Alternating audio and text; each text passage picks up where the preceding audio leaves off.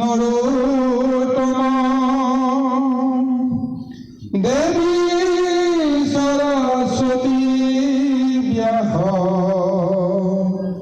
ততু জয় মুদিৰয়ত দেৱী সৰস্বতী ব্যাস ততু জয় মুদিৰয়ত।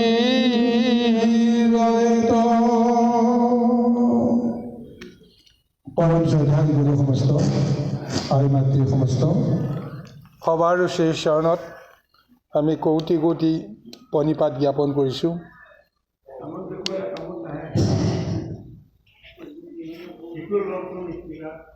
কৃষ্ণ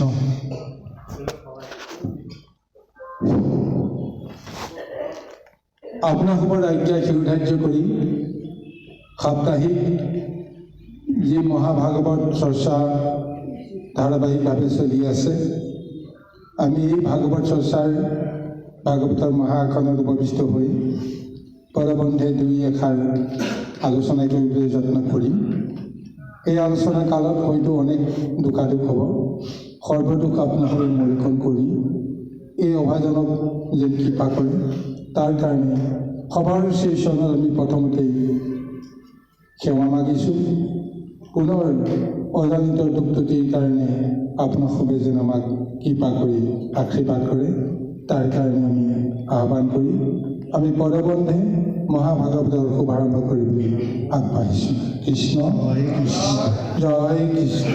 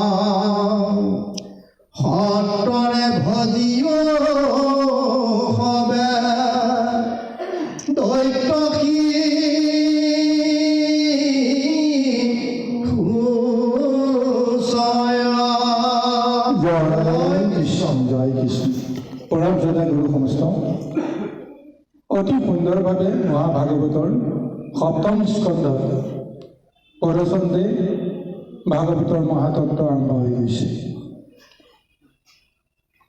দৈত্য সন্তান হৈ হিৰণ্যকশিপুৰৰ পুত্ৰ হিচাপে পৰিচয় লৈ ভক্ত প্ৰহ্লাদে আজি এই অসুৰৰ বা দৈত্য শিশুসকলক, লগৰীয়াসকলক তেওঁ মহাজ্ঞান দিবৰ কাৰণে প্ৰযত্ন কৰি গৈছে। যি গুৰুগৃহত প্ৰহ্লাদে শিক্ষা গ্ৰহণৰ কাৰণত উপস্থিত হৈছিল। গুৰুৱে দিয়া সমস্ত শিক্ষা তেওঁ সাং কৰিলে, সৰ্বশাস্ত্ৰ তেওঁ অধ্যয়ন কৰিলে, আৰু সেই শাস্ত্ৰবিলাকতনো কি আছে তেওঁ জানি বুজি লৈ তাৰ পৰা যিটো তেওঁ সিদ্ধান্ত পাইছে, সেই সিদ্ধান্ত অনুসৰি তেওঁ নিজৰ চিন্তাধাৰাৰে এতিয়া সেই শাস্ত্ৰসমূহত যে জীৱতৰণৰ কোনো উপায় নাই, এই কথাটো তেওঁ বিচাৰি পাইছে। আৰু সেইকাৰণে এই সৰ্বশাস্ত্ৰৰ শিৰোমণি হিচাপে যি মহাতত্ত্ব তেওঁৰ হৃদয়ত আছে, যিখিনি তেওঁ আত্মজ্ঞানেৰে সৈতে তেওঁ লাভ কৰি আছে, সেইখিনিক লৈ তেওঁ এতিয়া দৃঢ়তাৰে তেওঁ নিজৰ কৰ্মময় জীৱনত সেই ভক্তি দৰ্শনবিলাক তেওঁ প্ৰয়োগ কৰিবলৈ আৰম্ভ কৰিছে।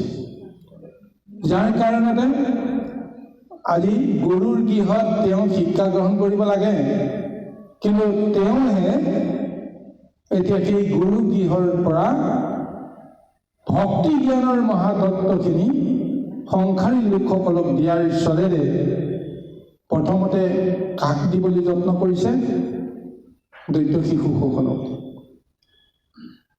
যিসকল মহা অজ্ঞানী, যিসকলে কোনো কথা নাজানে, সেইসকলক এই জ্ঞানটো দিছে। যাৰ জ্ঞান আছে তেওঁতো শিক্ষা দিয়াৰ প্ৰয়োজন নাই। গতিকে আজি মহাভক্ত হৈ আজি সেই জ্ঞানখিনি প্ৰথমতে তেওঁ দিবলৈ যত্ন কৰিছিল। কাক? নিজৰে পিতৃ হিৰণ্যকশিপুৰক দিবলৈ যত্ন কৰিছিল। কিন্তু হিৰণ্যকশিপুৰে এই বিষ্ণুৰ যিখিনি ভক্তি, যিখিনি ব্যৱস্থা কোনো কাৰণতে তেওঁ গ্ৰহণ কৰিব নোৱাৰিলে, বা তেওঁ গ্ৰহণ কৰাৰ কাৰণত তেওঁ বাধ্য নহয়। যি বিষ্ণুক তেওঁ বৈৰীভাৱে ইমান দিনে ভাবি আছে, সেই বিষ্ণুৰ গুণ গান যশ কীৰ্তি বৰ্ণনা কৰাটো তেওঁৰ কাৰণে সম্ভৱ নহয়। কিন্তু প্ৰহ্লাদৰ আত্মজ্ঞানত, আত্মবিশ্বাসত যিটো তেওঁ উপলব্ধি কৰিছে, তেওঁ দৈত্যকুলত জন্ম হৈছে আৰু পিতৃৰূপে যাক তেওঁ পাইছে, সেই পিতৃপুৰুষক তেওঁ উদ্ধাৰ কৰিব লাগিব। তেওঁ অজ্ঞান অন্ধকাৰত থাকিব পাৰে, যিহেতু তেওঁ জ্ঞানৰ দৰ্শন তেওঁ হৃদয়ত আছে, সেইখিনি তেওঁ দিবৰ কাৰণে যেনেকেই নহওক তেওঁ যত্ন কৰি আছে। আৰু এই সূত্ৰে এতিয়া গুৰু গৃহলৈ তেওঁ পুনৰবাৰ গমন হ'ল। ইয়াৰ আগতে তেওঁ কিমান বাৰ শাস্তি দিব লগা হৈছিল, কিমান বাৰ তেওঁক মৃত্যুদণ্ডৰে দণ্ডিত কৰিবৰ কাৰণে প্ৰযত্ন কৰা হৈছিল, কিন্তু কোনো মৃত্যুৰ দণ্ডৰ যিটো ব্যৱস্থা, এই ব্যৱস্থাত অকণমানো বিচলিত হোৱা নাছিল প্ৰহ্লাদ। তাৰ বিনিময়ত তেওঁ কেৱল ধ্যানেৰে সৈতে সেই অন্তৰ্যামী প্ৰভু ভগৱন্তজন, যিজনে নিজৰ দেহত সৰময় কৰ্তাৰূপে বিৰাজ কৰি আছে বুলি তেওঁ জানি আছে, শিৰাই শিৰাই সৰ্বদেহত কেৱল ভগৱন্তৰ শক্তিৰ বাহিৰে তেওঁ আন উপলব্ধি কৰিব নোৱাৰা সেই অৱস্থাত সেইজনক ধ্যান কৰাৰ সূত্ৰে, তেওঁকে দেহটো অৰ্পণ কৰাৰ সূত্ৰে আজি যি দৈত্য বুদ্ধিৰে যিটো অনৰ্থ কৰিবলৈ কাৰণে গৈছিল, সেই সমস্ত দৈত্যক ভগৱন্তে যেন কৃপা কৰে, তাৰ কাৰণতে তেওঁ ধ্যান কৰিছিল। সেই ধ্যানৰ জৰিয়তে যিটো শক্তি পালে, সেই শক্তিৰ কাৰণত হিৰণ্যকশিপুৰে বা দৈত্যসকলে যিমানেই তেওঁক মাৰিবৰ কাৰণে প্ৰযত্ন নকৰক কিয়, কোনো কাৰণতে তেওঁক একো কৰিব নোৱাৰিলে। আৰু এইবিলাক কথা ইতিমধ্যে প্ৰচাৰ হৈ গৈছে, তিনি তৈলোকত প্ৰচাৰ হৈ গৈছে। বিস্ময় বালক ৰূপত আজি প্ৰহ্লাদক সকলোৱে বুজিব পাৰি প্ৰত্যেকৰে মনত বেলেগ শিহৰণ উঠিছে, ৰোমাঞ্চিত হৈছে। পুনৰবাৰ যেতিয়া তেওঁ গুৰু গৃহলৈ যাব লগা হ'ল, কাৰণ এটা সময়ত সন্দামৰ কৈও হিৰণ্যকশিপুৰক প্ৰাৰ্থনা কৰিব লগা হৈছিল যে আপুনি যিমানেই প্ৰযত্ন নকৰক কিয় এই প্ৰহ্লাদকটো একো কৰিব নোৱাৰিব। ধীৰ স্থিৰ শান্ত মূৰ্তিৰে তেওঁ অচল অটল হৈ আছে। এতিয়া আপুনি যিমানেই প্ৰযত্ন নকৰক কিয় আৰু যদি বেছিকৈ যদি তেওঁক দুখ কৰিব লগা হয় তেতিয়াহ'লে আপোনাৰ সেইটো অনৰ্থ হ'ব। গতিকে আপুনি কিছুদিন ধৈৰ্য ধৰক। তেওঁ কিজানি বয়স হ'লে বুদ্ধি হ'লে তেওঁ স্বভাৱৰ কিজানি পৰিৱৰ্তন হয়েই। তাৰোপৰি এইখিনি সময়ত উপযুক্ত দৰ্শন দিবৰ কাৰণে উপদেশ দিবৰ কাৰণে গুৰু শুক্ৰাচাৰ্য তেওঁ তপস্যাত আছে। গতিকে গুৰুহীন অৱস্থাৰে কোনো এটা কৰ্ম শুদ্ধ ৰূপত আমি কৰিব পাৰোঁ বুলি ক'ব নোৱাৰোঁ। গতিকে এই গুৰুহীন অৱস্থাত কি হৈছে দেখিছে। গতিকে গুৰু শুক্ৰাচাৰ্য আহক, তেওঁ যি সিদ্ধান্ত কৰে সেই সিদ্ধান্ত অনুসৰিয়ে নিশ্চয় পৰৱৰ্তী কাৰ্য ব্যৱস্থা লোৱাটো উচিত হ'ব। গতিকে এইটো সময়ত যে কোনেও তেওঁক লগ কৰিব নোৱাৰে, যেন বিষ্ণু ভক্ত কোনো এজনে, ব্ৰাহ্মণে কোনো এজনে, দেৱতাই কোনো এজনে যেন তেওঁ লগ কৰিব নোৱাৰে, তাৰ কাৰণে তেওঁক বিশেষ নজৰ ৰাখিব লাগিব। আৰু এনেদৰে খণ্ডামৰ্কই উপদেশ দিয়াত হিৰণ্যকশিপুৰো মানি ল'লে। মানি লৈ তেওঁকে পুনৰ প্ৰহ্লাদৰ দায়িত্ব অৰ্পণ কৰিলে আৰু বুজাই বঢ়াই তেওঁক পঠাইছে যে যিকোনো কাৰণতে তেওঁক এইবিলাক বিষ্ণু ভাৱনাৰ পৰা মুক্ত কৰাবৰ কাৰণে যি কৰিব লাগে তুমি তাকে কৰিবা। আৰু এনেদৰে প্ৰহ্লাদ গৈ যেতিয়া পুনৰ গুৰুগৃহত উপস্থিত হ'ল, সেইখিনি সময়তে দৈত্য শিশুসকলৰ মনত প্ৰহ্লাদৰ প্ৰতি যি এটা ধাৰণা আগতে আছিল সেই ধাৰণাবিলাক সলনি হৈ গ'ল। তেওঁলোকেও ভাবি আছে যিজনক কোনো কাৰণতে মাৰিব পৰা নহ'ল, অস্ত্ৰ শস্ত্ৰই তেওঁ মাৰিব নোৱাৰিলে, অগ্নিয়ে পুৰি মাৰিব নোৱাৰিলে, বিষ খুৱাইও তেওঁ মাৰিব নোৱাৰিলে, সাগৰত পেলাইও তেওঁ মাৰিব নোৱাৰিলে, গাঁতত পুতি থৈও তেওঁ মাৰিব নোৱাৰিলে। গতিকে এই বিস্ময় বালকজন সাধাৰণ নহয়, এই ধাৰণাটো তেওঁলোকৰ অন্তৰতো আহিল। আৰু শেষত তেওঁলোকৰ মন প্ৰহ্লাদক লৈ পুলকিত হৈছে। তেওঁলোকে মনে মনেও চিন্তা কৰিলে যে নিশ্চয় অলৌকিক শক্তিধৰ এইজন আমাৰেই বন্ধু, আমাৰেই সহচৰ, আমাৰ লগতে তেওঁ থাকিবলৈ আহিছে। ইমান দিনে তেওঁৰ পৰা যিখিনি জানিব লাগিছিল, বুজিব লাগিছিল আমি যত্ন নকৰিলোঁ, কিন্তু এতিয়া আমি তেওঁৰ পৰা জানিব লাগিব। তেওঁৰ এই শক্তিবিলাক ক'ৰ পৰা পাইছে সেইখিনি কথাও আমি জানিব লাগিব। ইত্যাদি ইত্যাদি ভাৱনা যেতিয়া তেওঁলোকৰ উদ্ৰেক হ'ল, উদ্ৰেক হোৱাৰ সূত্ৰে সেই দৈত্য শিশুসকলে প্ৰহ্লাদক সকলো সময়তে যেন আগুৰি থাকিবলৈ প্ৰযত্ন কৰা হ'ল। গতিকে এইকাৰণে নানা ধৰণৰ প্ৰশ্ন সুধিছে, সেই প্ৰশ্নবিলাকৰ উত্তৰ প্ৰদান কৰিছে। আৰু এতিয়া পদত উল্লেখ কৰিছে যে প্ৰহ্লাদে কৈছে যে আমি দৈত্যৰ ধৰ্ম আচৰণ কৰি পাইছোঁ কি? জীৱসকলে এই দৈত্যৰ আচৰণ কৰি জীৱনত কিমানখিনি লাভ কৰিছে। গতিকে এই সমস্ত কথা তেওঁলোকক অতি সহজ সৰলভাৱে বুজাবলৈ যত্ন কৰি কৈছে। বিষয়ৰ সংসাৰত কৰ্ম কৰিবলৈ বাধ্য হোৱা এই নৰসকলে নিজকো বুজিব নোৱাৰে, ঈশ্বৰকো বুজিব নোৱাৰে, জগতকো বুজিব নোৱাৰে, কাৰণ বুজিবৰ কাৰণে সময় নাই তেওঁলোকৰ।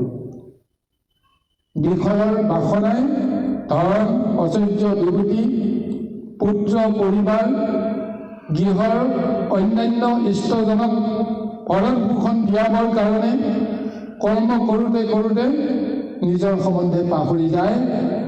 কোনে আমাক এইখন সংসাৰলৈ পঠিয়াইছে, কোনে আমাক শক্তি দিছে, কোনে আমাক বুদ্ধি দিছে, কোনে আমাক বৃত্তি দিছে, কাৰ কাৰণত আমি কৰ্ম কৰি আছোঁ, এইবিলাক কথা ভাবিবৰ কাৰণে আমাৰ কোনো পৰিৱেশ নাই।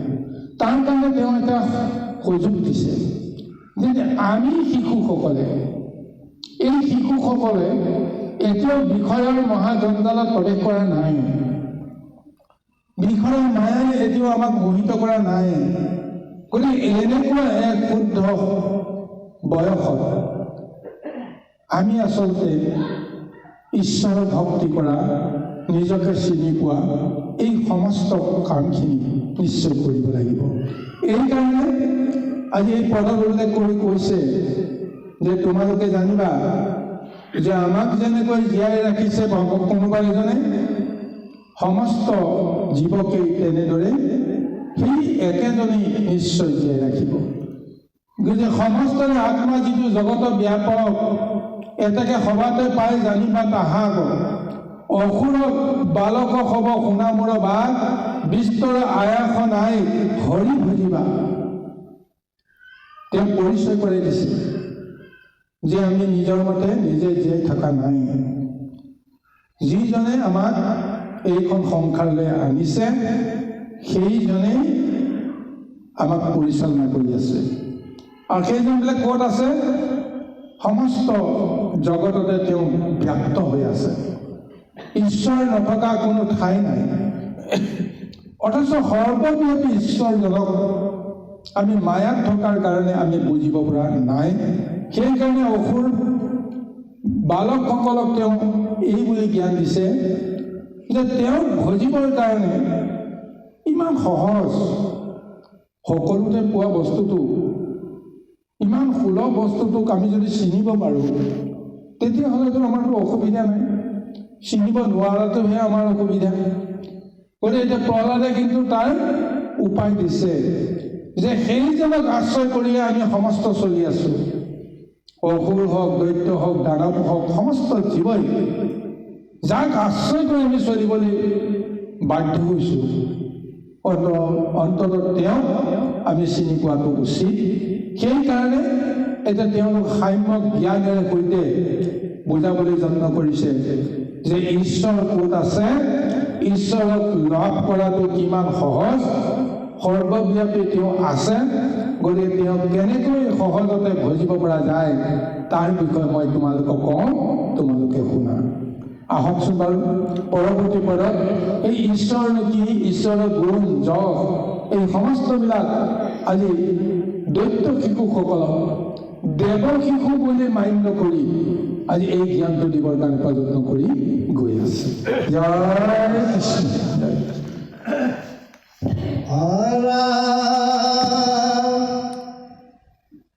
কাৰ্য কাৰণ যত দেখা ভূত জয়, বৰপ্ৰাপ প্ৰতিমুখে যত দেৱতা জয়, তিন বৃক্ষ চাহিয়াদি দেখা সংসাৰত, ঘৰ তপত আকাশাদি পঞ্চভূত যত, তিনি গুণ হাইমদিত প্ৰকৃতি আশয়, অহংকাৰ মহত্ব যত কাৰ্য স্বয়ং, সবে ব্ৰহ্মস্বৰূপ জানিবা বিচাৰত, তান্ত বিনে বস্তু আন নাহি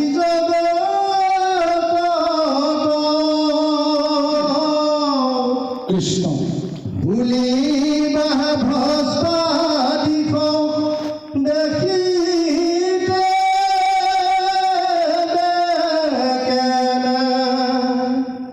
ভুজ্ঞ ভুক্ত ভুলে দেৱে কেনে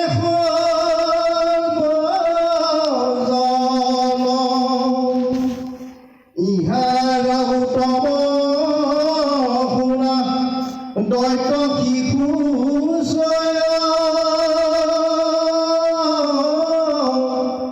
মায়া দেখে দেখিয়া জানিবা নিশ্চয়। জয় কৃষ্ণ। ইমান সুন্দৰভাৱে ঈশ্বৰৰ পৰিচয়টো আজি প্ৰহ্লাদে দৈত্য শিশুসকলক দিবলৈ গৈ কৈছে। যিজন প্ৰভু ভগৱন্ত, যাৰ নাম অচ্যুত, যাৰ নাম অনন্ত, তেওঁৰ গুণৰো নাই অন্ত, মানে সেইজন অচ্যুত কৃষ্ণৰ গুণ নাম মনত তোমালোকে সযতনে ধৰা, তেতিয়াহে ৰংগ মনে এইখন সংসাৰ পৰি যাব পাৰিবা। কিন্তু সেইজনী ঈশ্বৰক লগ পাবা ক'ত? তেওঁক যদি আমি মনত ধৰিব লাগে, হৃদয়ত যদি ধৰিব লাগে, সেইজনৰ ৰূপটোতো আমি দেখা পাব লাগিব, চিনি পাব লাগিব। নামটো কোনোবাই দিলে বুলি সেই নামৰ যদি ৰসটো, নামৰ তত্ত্বটো, ৰূপটো যদি আমি বুজি নাপাওঁ, তেতিয়াহ'লে আমি দৃঢ়তাৰে সেইজনক কেতিয়াও আমি হয়তো গ্ৰহণ কৰিবৰ কাৰণে ইচ্ছুক নহওঁ। এতিয়া সেইকাৰণে ঈশ্বৰৰ পৰিচয়টো দিছে, ঈশ্বৰ ক'ত আছে। তেওঁ কৈছে, কাৰ্যকৰণৰ যত দেখা ভূত ছয়, ব্ৰহ্মাক প্ৰতিমুখে যত দেৱতা আশ্ৰয়, তৃণবৃক্ষ চাহি আদি দেখা সংসাৰত, ঘটপট আকাশেৰি পঞ্চভূত যত। চকুৰ আগত যিমানবিলাক সংসাৰত সম্পদ দেখিছা, জীৱ দেখিছা, তাৰ ভিতৰত কাৰ্যকৰণৰ কাৰণেহে ভিন্ন ৰূপ লৈ ভগৱন্তে এই সমস্ত ৰূপ লৈ তেওঁ আছে। ব্ৰহ্মা, দেৱতাসকল, তৰু, তৃণ, গছ, বৃক্ষ, এই সমস্তবিলাক আকাশ, অগ্নি, বায়ু, পৃথিৱী, জল, এই সমস্তবিলাক তাৰ মাজতে আছে তিনি গুণৰ মহত্ব। আৰু সেই তিনি গুণৰ মহত্বৰ মাজত আছে অহংকাৰ, দম্ভকে আদি কৰি সত্য, শৌচ, দয়া, ক্ষমা, কৃপা, মৰম, চেনেহ, প্ৰেম, প্ৰীতি, ঈৰ্ষা, দেহ, হিংসা, ঈৰ্ষা, এই সমস্তবিলাক প্ৰবৃত্তি, এই সমস্তবিলাক আন নহয়, ভগৱন্তৰ বোলে একোটা ৰূপ। ভিন্ন বুলি ভাবিব নালাগে। যত জীৱ দেখিছো, এই সমস্তবিলাক ঈশ্বৰৰ একোটা ৰূপ।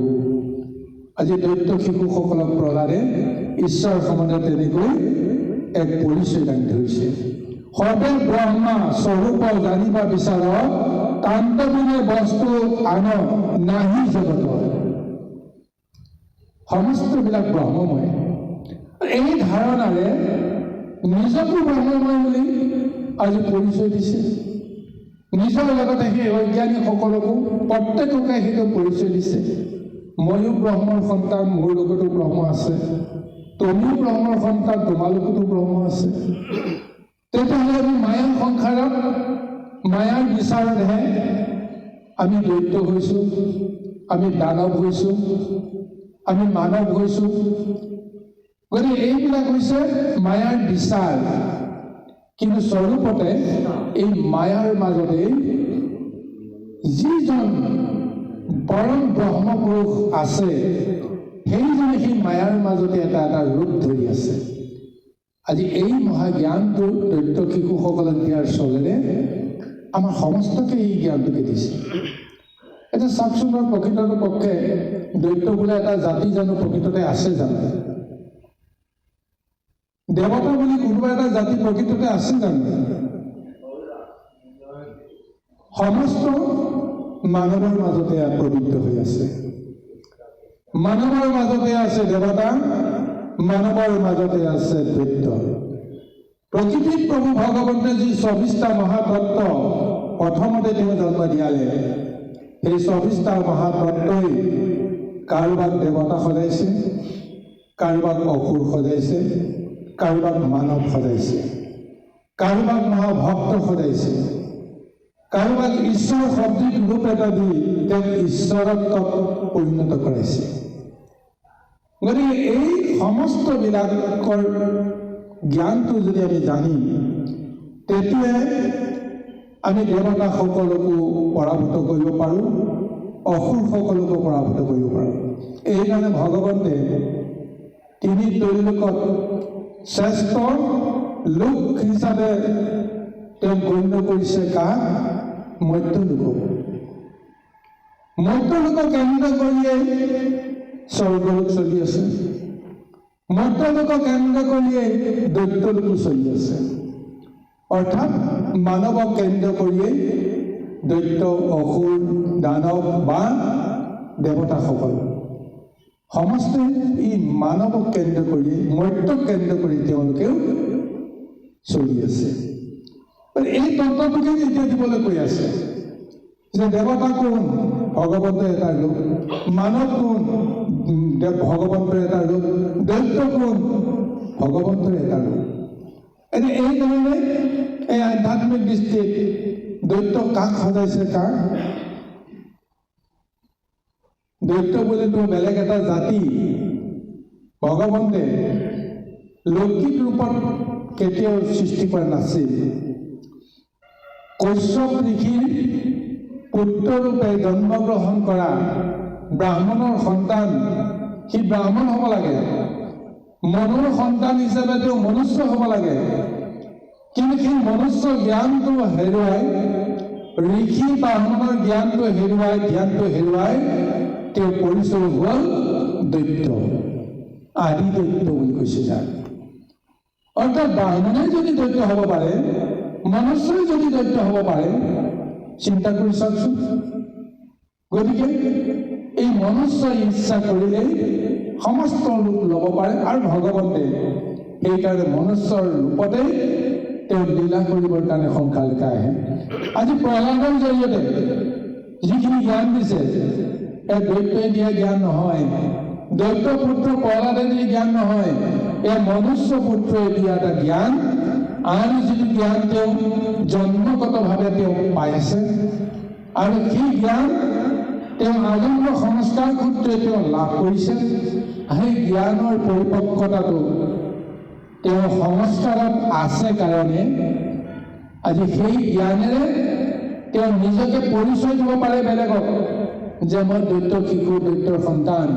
কিন্তু প্ৰকৃততে তেওঁ কোনো কাৰণতে নিজকে দৈত্য বুলি কাকো পৰিচয় দি দৈত্যৰ যিটো আচৰণেৰে কাকো ভীতিগ্ৰস্ত নকৰে। যি আচৰণ কৰে এজন মহাভক্তৰ আচৰণ। আজি সেই মহাভক্তৰ আচৰণ শান্ত, শিষ্ট, বিনয়ী আৰু জ্যেষ্ঠজনক সেৱা কৰা, পূজা কৰা, মান্যতা কৰা, এই সমস্ত গুণ তেওঁ ধাৰণ কৰিছে। পিতৃয়ে তেওঁ যিমানে মানিবৰ কাৰণে পদাৰ্থ নকৰক কিয়, পিতৃৰ প্ৰতি এটা তেওঁ পূৰ্ণ দৃষ্টি কোনো কাৰণতে দিয়া নাছিল। পিতৃৰ মংগলৰ কাৰণতে তেওঁ সদায় ঈশ্বৰৰ ওচৰত চিন্তা কৰিছিল, ধ্যান কৰিছিল।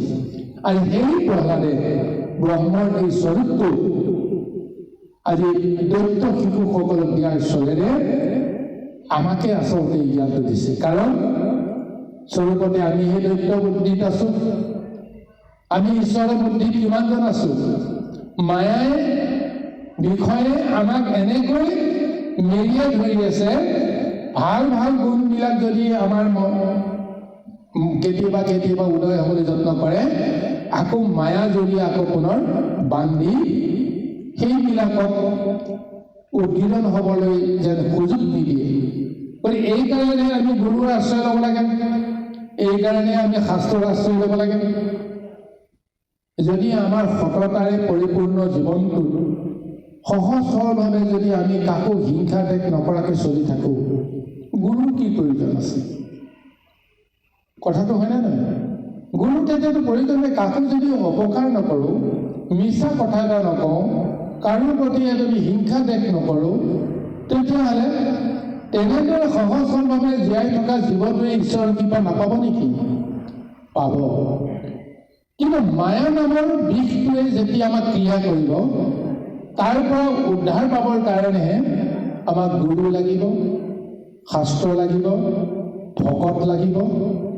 আৰু এই সংগ সুখতহে আমি নিজৰ যিটো বিষয়ৰ মল, সেইখিনি আমি নাশ কৰিব পাৰিম।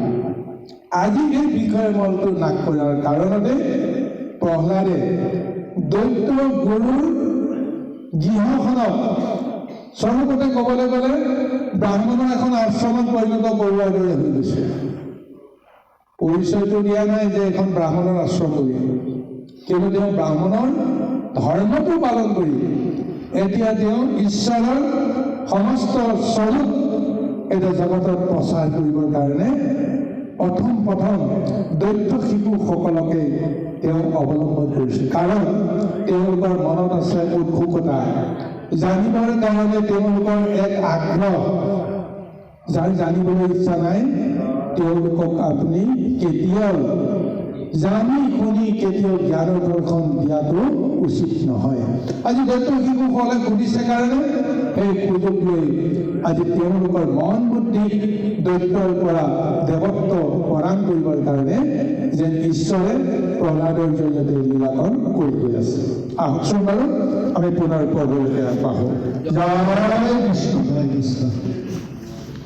এরাম ভুলি বাহা দশটা দৃশ্য দেখিতে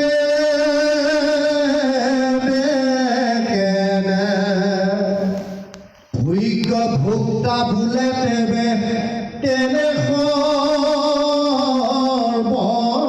সর্বজনা এরা নিহার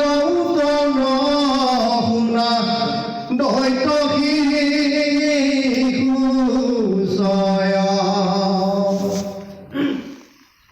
মায়া দেখে দেখিয়া জানিবা নিশ্চয় ভৈজ্ঞ ভোক্তা বিনে কিছু নাহিক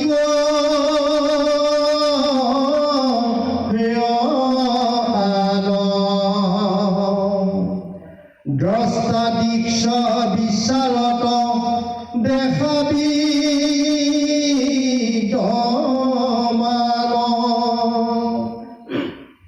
এৰাম সমস্ত স্বৰূপ হইয়া কৃষ্ণ কি পাময় মায়ায় প্ৰকাশ জানা দৈত্য কি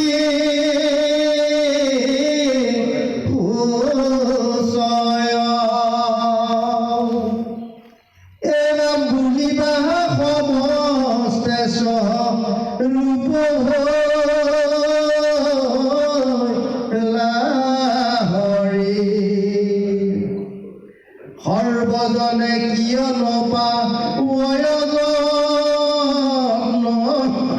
কৰি কৃষ্ণ এৰা নিহাৰ উত্তৰ শুনা দৈত্য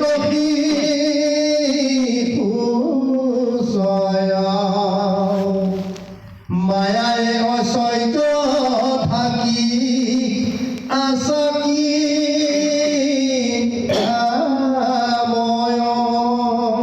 প্ৰহ্লাদে পৰিচয় দিয়াইছে যে এই জগতত সমস্তবিলাকে ব্ৰহ্মৰ স্বৰূপ বুলি তোমালোকে জানিবা। এতিয়া তাৰপিছতো তোমালোকে হয়তো মনত সংশয় কৰিবা, যদি সমস্ত জীৱই ব্ৰহ্মৰ স্বৰূপ হয়, ব্ৰহ্মটোতো একেই যদি ব্ৰহ্ম, তেতিয়াহ'লে তেওঁ ভিন্ন ৰূপ কিয় লয়? সেইকাৰণে কৈছে দৃশ্য আৰু দ্ৰষ্টা এনেকুৱা দুটা ৰূপ কিয় লয়? বুলিবা দ্ৰষ্টা দ্ৰব্য দেখি কেবে কেনে ভৈজ্ঞ ভোক্তা বোলে তেবে কেনে সৰ্বজনে। যদি সমস্তবিলাকে যদি ব্ৰহ্মস্বৰূপ হয়, তেতিয়াহ'লে যিটো দৃশ্য আমি দেখিছোঁ, এটা দৃশ্য আমি দেখা নাই, এটা ৰূপে দেখা নাই। জীৱৰ কত ৰূপ দেখিছোঁ, প্ৰকৃতিৰ ৰূপ দেখিছোঁ, গছ বিৰিখৰ ৰূপ দেখিছোঁ, মনুষ্যৰ ৰূপ দেখিছোঁ, জলজগত জীৱ জগত আকাশমণ্ডল এই সমস্তবিলাকতো একে নহয়। একেই ব্ৰহ্মৰ যদি ৰূপ হয়, তেতিয়াহ'লে ভিন্নতা কিয় দেখা যায়? গতিকে এইটো শংকা হয়তো তোমালোকে ক'বা। কোনোবাই ভোগ কৰে আৰু কোনোবাই ভোগৰ সামগ্ৰী হৈ যায়। ভোগ্য আৰু ভোক্তা, ভোগ্য মানে কি? যিবিলাক দ্ৰব্য আমি সদায় ভক্ষণ কৰি আছোঁ, এই ভোগ্য দ্ৰব্য আৰু যিসকলে খায় ভোক্তা, এই দুটা স্বৰূপ কিয়? আমি এতিয়া আহাৰ খাই আছোঁ, অন্ন খাই আছোঁ, ফল মূল খাই আছোঁ, এইবিলাক হৈছে দ্ৰব্য। এই দ্ৰব্যবিলাকৰো যদি পৰম ব্ৰহ্মৰ ৰূপ আৰু একে ব্ৰহ্মৰ হৈ পেলাই যদি আমি কোনোবাই কাৰোবাক যদি এনেদৰে আমি খাইছোঁ, ভক্ষণ কৰিছোঁ, এই দুটা স্বৰূপ কিয় ভিন্ন হয়? এই তাৰ কাৰণত তোমালোকৰ মনত যদি সেই সংশয়টো আহিছে, মই তাৰ উত্তৰটো দিওঁ, তোমালোকে শুনা। ইহাৰো উত্তৰ শুনা দৈত্য শিশুচয়, মায়াতেকে দেখি আকৌ জানিবা নিশ্চয়। কিহৰ কাৰণে আমি দেখিছোঁ কোনোবা এজন ভোক্তা, কোনোবা ভোগ্য? এয়া হৈছে মায়াৰ একোটা ৰূপ। আৰু সেই মায়াৰ কাৰণতে আমি ভিন্নতা দেখোঁ। সেইকাৰণে ভোগ্য ভোক্তা বিনে কিছু নাহি কয় আন, দৃশ্য দ্ৰষ্টা বিচাৰত দেখা বিদ্যমান, সমস্ত স্বৰূপ শুয়ে কৃষ্ণ কৃপাময়, মায়াৰ প্ৰকাশ জনা দৈত্য শিশুচয়। যে মায়াৰ একোটা প্ৰকাশ বুলি জানি ল'বা, প্ৰকৃততে সমস্তবিলাক এক। এতিয়া একেজন কৃষ্ণই কি কৰিছিল চাওক। ব্ৰহ্মাই যেতিয়া গৰু চুৰ কৰি লৈ গৈছিল যুগবলেৰে, ব্ৰহ্মাই কিন্তু প্ৰকৃতপক্ষে ভগৱন্তক পৰীক্ষা কৰিবৰ কাৰণে চুৰ কৰা নাছিল দেই। এই কথাটো আপোনালোকে জানিব। কাৰণ ব্ৰহ্মাইতো ঈশ্বৰ বুলি জানেই। জানি কৰিও তেওঁ কিয় গোৰক্ষ ডাঙৰীবিলাক কিয় চুৰ কৰিব লগা হ'ল? যে এই ব্ৰহ্মাই যে দেখি আছে যে কৃষ্ণই বৃন্দাবনৰ অজস্ৰ লীলা কৰি সমস্তকে মোহিত কৰি আছে। এতিয়া তেওঁৰ অন্তৰাত্মাটো এটা ধ্যান আহি গ'ল যে ভগৱন্তৰ আৰু এটা লীলা মই ৰহস্য মই চাবলৈ বিচাৰিম। গতিকে তেওঁনো কি কৰে, যিটো কথা তেওঁ এতিয়াও তৎ পোৱা নাই। গতিকে তেওঁৰ মনত সেই বুদ্ধিটো ভগৱতী খেলাই দিয়ে যে মই এতিয়া গৰু মানে গোপ শিশুসকলৰ জৰিয়তে কি কৰিছে, গৰখীয়াসকলৰ লগত মহাভক্ষণ কৰি এটা ভোজন কৰি আনন্দত তেওঁলোকে ক'ব নোৱাৰা হৈ আছে। এইখনতে ব্ৰহ্মাই গৰুখিনি চুৰ কৰি লৈ গ'ল। অলপ পিছতে খাই থকাৰ মাজতে কোনোবা গোপ গৰখীয়াই যেতিয়া গৰুবিলাক চালে, এটাও দেখা নাপালে। ভোজন মাজতে ত্যাগ কৰি গৰু বিচাৰিবৰ কাৰণে আহিবলৈ যত্ন কৰিছিল। তেতিয়া ভগৱন্ত কৃষ্ণই তেতিয়া তেওঁলোকক বাধা দিলে যে নালাগে, তোমালোকে যাব, তোমালোকে আনন্দ মনে খোৱা, মই বিচাৰি আহিম। গতিকে তেওঁ গুচি গ'ল। আনন্দ মনে তেওঁলোকে ভোজন তেওঁলোকে গ্ৰহণ কৰিলে। আৰু কৃষ্ণই যেতিয়া দায়িত্ব লৈছে আনিব, ঠিক তেনেকুৱাতে কৃষ্ণ গুচি গ'ল। কৃষ্ণ বিচাৰি গৈ ক'তো নাপালে। নোপোৱাৰ পিছত আকৌ আহিল। আকৌ এবাৰ আহি দেখিলে যে গৰখীয়াবিলাকেও নাই, ভোজনত তেওঁলোক ব্যস্ত হৈ আছিল, তেওঁলোকো নাই। তেতিয়াহে কৃষ্ণই চিন্তা কৰিলে, তেওঁ যোগ মাৰ্গেৰে যেতিয়া ধ্যান কৰিলে যে ব্ৰহ্মাই মোৰ লগত খেলা কৰিব বিচাৰিছে। ব্ৰহ্মাই নি গৰুখীয়াখিনিকে গৰুকে একেলগ কৰি এঠাইত বান্ধি থৈ তেওঁ এতিয়া নিজৰ লোকলৈ গুচি গ'ল। এতিয়া ব্ৰহ্মাই ৰৈ থকা নাই তাত। এতিয়া তেওঁ চিন্তা কৰিছে, মই গৰুকেইটা আনিবলৈ যাম, গৰখীয়াখিনি আনিবলৈ যাম। আনিলে কি হ'ব? মোৰ জৰিয়তে ব্ৰহ্মাই যিটো ৰহস্য লীলা চাবৰ কাৰণে বিচাৰিছিল, তেওঁতো লীলাটো চোৱাটো নহ'ব। গতিকে নাই, ব্ৰহ্মাক যেতিয়া মই লীলাটো দেখুৱাব লাগে, তেওঁ দেখিবৰ কাৰণে তেওঁ বিচাৰিছে। গতিকে ব্ৰহ্মাৰ আশাটো মই পূৰণ কৰিব লাগিব। ২ নম্বৰ কথা যে তেওঁ এতিয়া খালী হাতেৰে অকলশৰে কেনেকৈ এতিয়া ব্ৰজধামত উপস্থিত হ'ব? পিতৃ মাতৃসকলে, গৰখীয়াসকলে পিতৃ মাতৃসকলে বিচাৰিব, গোধনবিলাকক বিচাৰিব। কৃষ্ণ গৈ অকলে গৈ উপস্থিত হ'লে কি কৰিব? গতিকে সেইকাৰণে তেওঁ নিজেই ডাঙৰি হৈছে, নিজেই গৰখীয়া হৈছে, নিজেই গাই হৈছে, নিজেই সমস্ত হৈ তেওঁ যেতিয়া বৃন্দাবনৰ পৰা পুনৰ ব্ৰজধামলৈকে গুচি গ'ল। 1 বছৰ এনেকেই লীলা কৰি আছে। কোনেও কিন্তু গমেই নাপালে। চাওক দেই, এতিয়া আজি যিটো ৰূপ এতিয়া কৃষ্ণ লৈছে, নিজে একেজনেই পৰম ব্ৰহ্ম কৃষ্ণ, তেওঁ গৰখীয়াও হৈছে, ডামৰীও হৈছে, আৰু নিজেও তাৰ লগতে খেলা কৰি আছে, নিজৰ লগতে খেলা কৰি আছে। গতিকে এই জ্ঞানটোকে এতিয়া যেন দেৱ শিশুৰ ৰূপত আজি দৈত্য শিশুসকলক এনেদৰে এইখিনি জ্ঞান দিবলৈ যত্ন কৰিছে। কৃষ্ণ সেইদৰেই যিজনে এজনে হৈ তেওঁ সমস্ত ৰূপ তেওঁ ধাৰণ কৰি আছে। এক ব্ৰহ্ম দ্বিতীয় নাস্তি, এইটোৱেতো প্ৰকৃত সত্য। সৃষ্টি যেতিয়া ধ্বংস হৈ গৈছিল তেতিয়া কি আছিল? জগততো একোৱেই নাছিল, পৰম ব্ৰহ্মপুৰুষজন আছিল যোগনিদ্ৰাত। তাৰপিছতহে তেওঁ যেতিয়া যোগনিদ্ৰাৰ পৰা সাৰ পাই চিন্তা কৰিলে যে অকলচৰ থাকি কি কৰিব কাজ, মই সাৰ পাই পেলাইনো মই কি কৰিম, অকলে মই থকাৰ আনন্দ কি থাকিব। গতিকে তেওঁ এতিয়া নিজৰ লগতে খেলাখন কৰি আনন্দ কৰিবৰ কাৰণে প্ৰযত্ন কৰি এই একজন ব্ৰহ্মপুৰুষ তেওঁৱে মায়াৰ দ্বাৰেদি মায়াৰ সৃষ্টি কৰালে, নিজৰ পৰাই মায়াৰ সৃষ্টি কৰালে, নিজৰ পৰাই এই 24টা মহাতত্ত্ব সৃষ্টি কৰালে, পুৰুষ আৰু প্ৰকৃতিৰ বিভেদ কৰিলে। তাৰ জৰিয়তে ভগৱন্তে উৰণ গজন ভ্ৰমণ চাৰিমুঠি জীৱৰ বিভাগ কৰিলে আৰু সমস্ততে তেওঁ নিজে পৰম ব্ৰহ্ম আত্মস্বৰূপত তেওঁ বিৰাজিত হৈ কোনেও কাকো বুজিব নোৱাৰা এটা খেলা খেলি পৰম পুৰুষজনে কিন্তু সেই খেলৰ আনন্দখন তেওঁ লৈ আছে। এই স্বৰূপটোকে এতিয়া দৈত্য শিশুসকলক ক'বলৈ গৈ আছে যে ভগৱন্তৰ এই ৰূপটো যিসকলে এবাৰ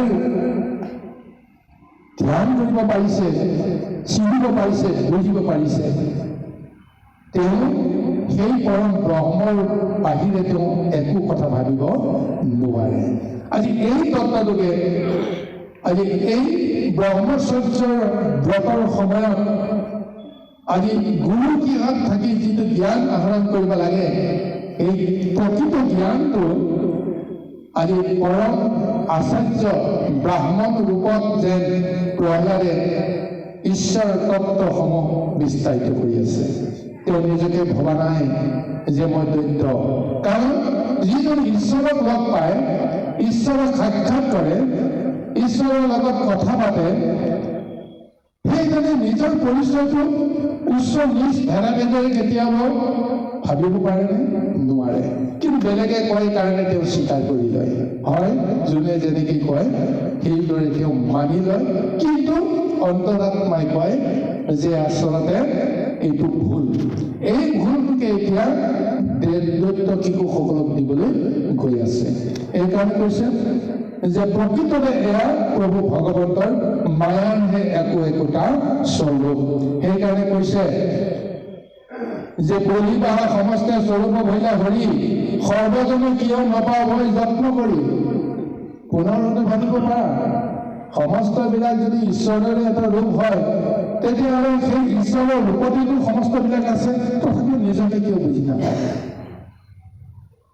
তাৰ কাৰণটো মই তোমালোকক এতিয়া ক'বলৈ যত্ন কৰিছোঁ। আহক কেনেকৈ তাৰ সংবিধান প্ৰহ্লাদে দৈত্য শিশুসকলক প্ৰদান কৰে। কৃষ্ণ জয় কৃষ্ণ। হে ৰাম মায়াৰে কাইত যত প্ৰপঞ্চ নিশ্চয়, সেই মায়াৰে জগ তবে মুহিষয়।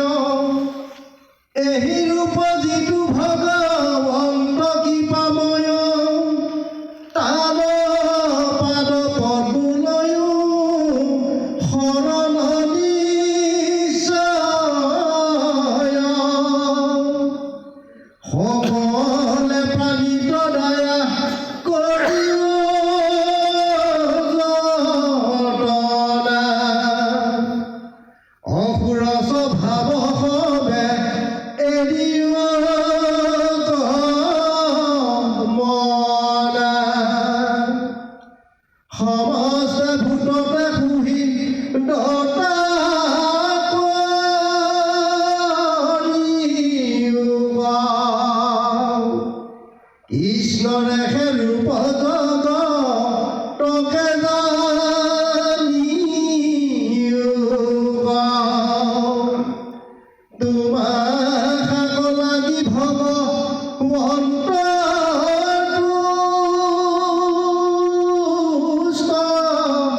ধুইবা মোৰ বাক্য মনত নাম পাইবা যেনে দুষ্ট ভৈৰা কৃষ্ণ দেৱে কৃপা ময় তেনে পাইতে লাগি কিবা বস্তুৰ হিংসায়। কৃষ্ণ প্ৰহ্লাদে কি বুজাইছে যে আমি যিবোৰ বস্তু দেখিছোঁ এই সমস্তবিলাক মায়া বুলি জানিবা।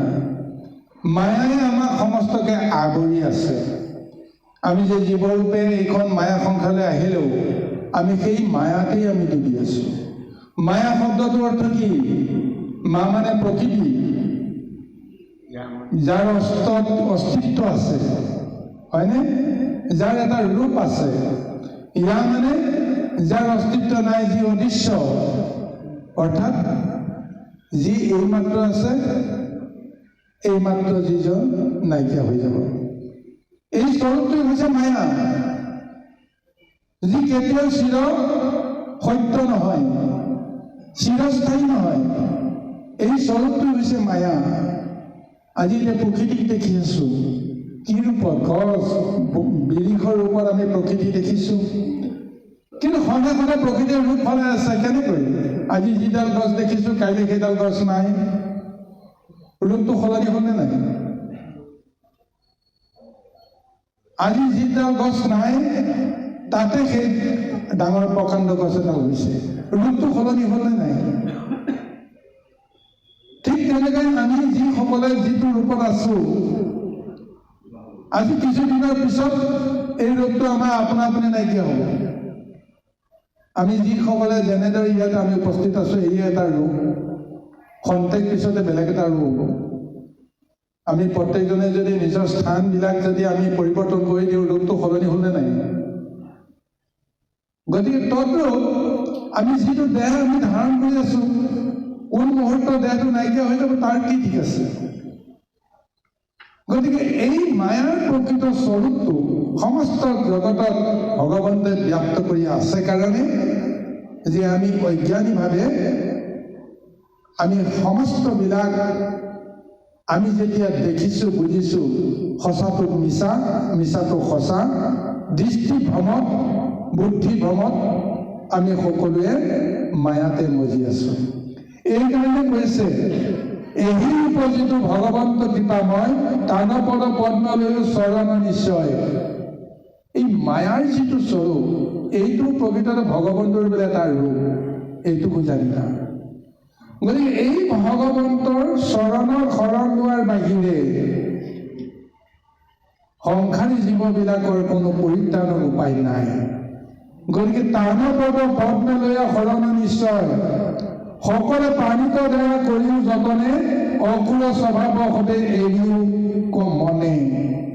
এই জ্ঞানটো দিছে যে সমস্ত প্ৰাণীক যেতিয়া হিংসা বুদ্ধি ত্যাগ কৰি দয়া কৰিবা, মৰম কৰিবা, চেনেহ কৰিবা, প্ৰেম কৰিবা, প্ৰীতি কৰিবা, জানিবা ঈশ্বৰক প্ৰেম কৰা হৈ গ'ল, ঈশ্বৰক প্ৰীতি কৰা হৈ গ'ল।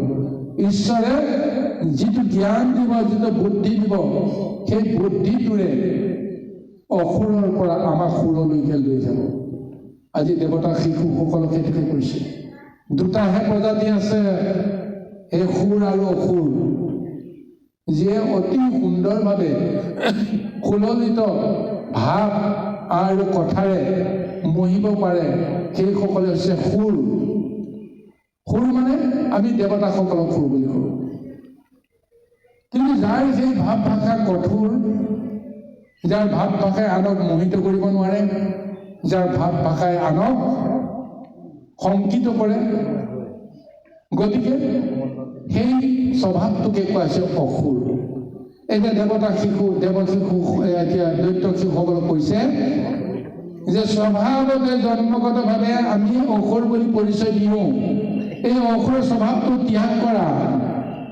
অসুৰৰ স্বভাৱ ত্যাগ নকৰিলে ব্ৰহ্মৰ স্বৰূপটো উপলব্ধি কৰিব নোৱাৰিবা।